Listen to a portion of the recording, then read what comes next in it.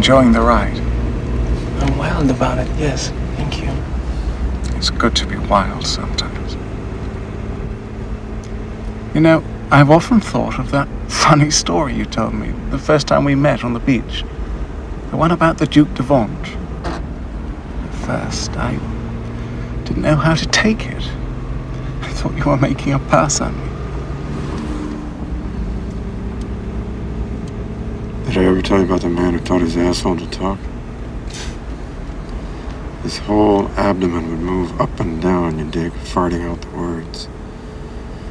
It was unlike anything I ever heard. Bubbly, thick, stagnant sound you could smell. This man worked for the carnival, you dig, and to start with it was like a novelty ventriliquist act.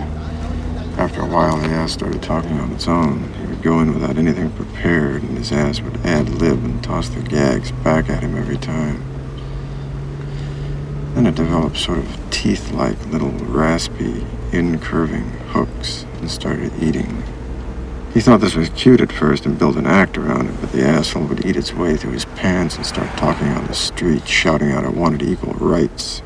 It would get drunk, too, and have crying jags. Nobody loved it. Didn't want to be kissed, same as any other mouth.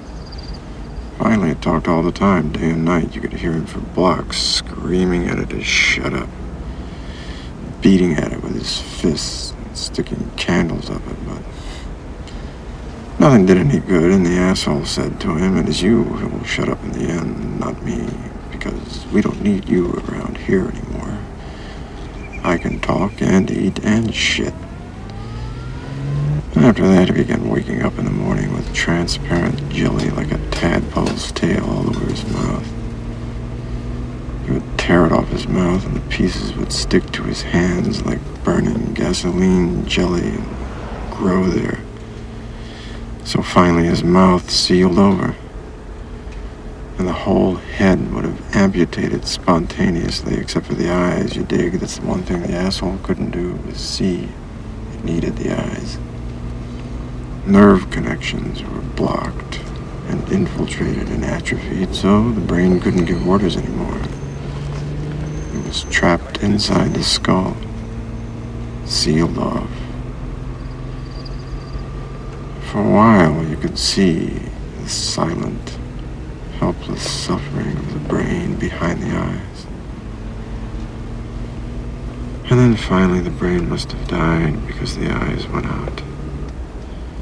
And there was no more feeling in them than a crab's eye at the end of a stalk.